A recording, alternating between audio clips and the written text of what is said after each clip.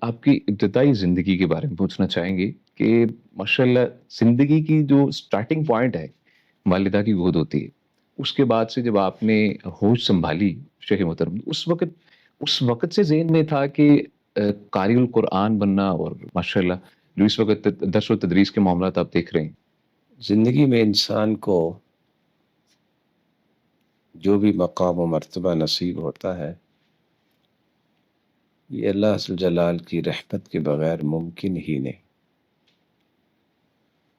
اور اللہ عز و جلال کی یہ عنایت ہے اور اسی کا ہی فضل ہے کہ وہ اپنے دین کے ساتھ کس کو جوڑتا ہے۔ بے شکریہ سی، الحمدللہ۔ بلکہ یوں کہا جائے تو زیادہ اچھا ہے، اللہ یصطفی من الملائکۃ رسلا ومن الناس۔ خربوں فرشتے ہیں اللہ عز و جلال کے، لیکن چناؤ تو چند فرشتوں کا ہوا ہے جن کے نام ہم جانتے ہیں۔ میں نے مبالغہ کرتے ہوئے خربوں فرشتے نہیں کہا، حدیث کے الفاظ ہیں کہ جس طرح روئے زمین پہ بسنے والوں کے لیے بیت اللہ ہے، جی جی۔ اسی طرح ساتویں آسمان پر ہم، البیت المعمور ہے، اچھا ٹھیک ہے۔ جہاں ہر روز 70,000 فرشتے عبادت کریے جاتے ہیں۔ سبحان اللہ۔ جو ایک مرتبہ جاتا ہے قیامت تک اس کی دوبارہ باری نہیں آئے گی۔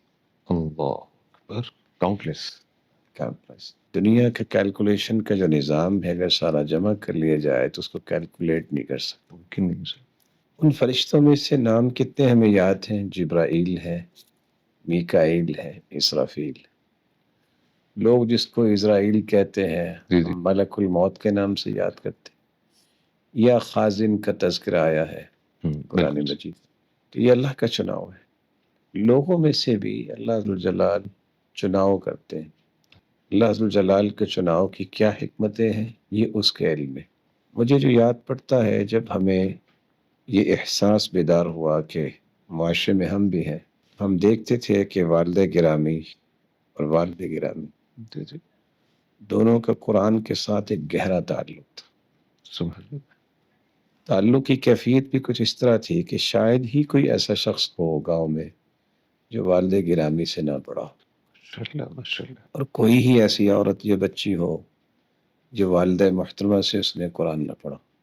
تو اللہ عز و جلال کی رحمت کے بعد جو والدین کی تمنائیں اور دعائیں ہوتی ہیں، اور پھر ان کی جو محنت ہوتی ہے، اللہ تعالیٰ اس میں بھی برکت ڈالتے ہیں۔ بے شک۔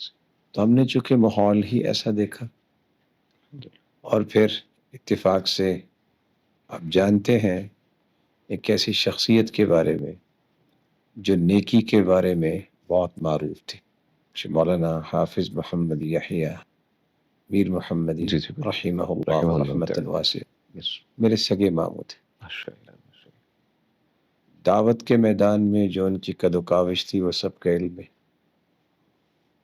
اور بہت ہی دین سے تڑپ رکھنے والے اور محبت کرنے والے، بلکہ دنیا سے ایک بیگانگی کی کیفیت تھی ان کی کہ انہیں کوئی پرواہ نہیں ہوتی تھی۔ بالکل صحیح۔ اس کے ساتھ ساتھ چونکہ میں بھائیوں میں سب سے چھوٹا تھا، اچھا۔ تو بڑے بھائی جو ہمارے استاد بھی ہیں، ماشاء اللہ۔ قاری محمد ابراہیم حفظہ اللہ وشفاہ وعافاہ ومتعنا اللہ بطول حیاتی، ان کی قرآن کی لگن بڑی ہی عجیب تھی۔ تو وہ ایک خود بخود راستہ جو ہے نا، اس کا تعین ہونا شروع ہو جاتا ہے۔ اس کا مطلب یہ ہے کہ یہ ہماری اصل پراپرٹی ہے، الحمدللہ۔ ہم نے اس کی حفاظت کے لیے ہی کوشش کرنی۔ الحمدللہ۔ تو الحمدللہ اسی بنیاد پہ والدین کی دعائیں بھی تھیں، تو پھر اسی راستے کو اختیار کیے۔ الحمدللہ شیخ۔ اسکول جانے کے باوجود بھی یہ تھا کہ قرآن مجید ساتھ جو بھی یاد ہوتا وہ سنا دیا جاتا۔ ہمارے گاؤں میں ایک مدرسہ ہوتا تھا، آج بھی ہے خیر، تو وہاں ہم نے پڑھنے کے لیے جانا قرآن میں۔ اچھا۔ یہاں تک کہ میں جب میٹرک تک گیا ہوں تو اس وقت بھی ساتھ ساتھ یہ قرآن چلتا رہا۔ جب ڈگری کالج قصوری میں چلا گیا تو بہت سارے لوگوں کا یہ خیال تھا کہ آپ باقی خاندان کے لوگ جو ہیں وہ ادھر آگے نہیں گئے تو آپ اس طرف آگے جائیں، لیکن آخر یہ فیصلہ کرنا ہی پڑا کہ ادھر تو آگے جانے والے بہت سارے لوگ بہت پاکستان صحیح۔ میں موجود ہیں، بالکل صحیح فرمایا آپ نے شیخ۔ تو پھر ہمیں کالج چھوڑ کر اس کی طرف آنا پڑا اور پھر اپنی تعلیم کا آغاز کیا۔